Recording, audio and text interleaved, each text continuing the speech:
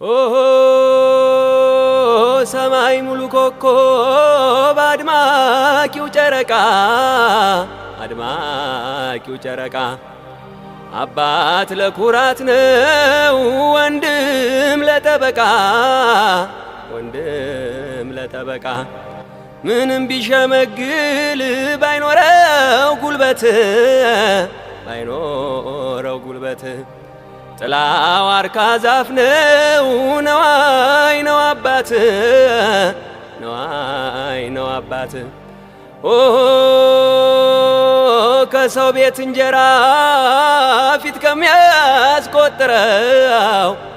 ከሚያስቆጥረው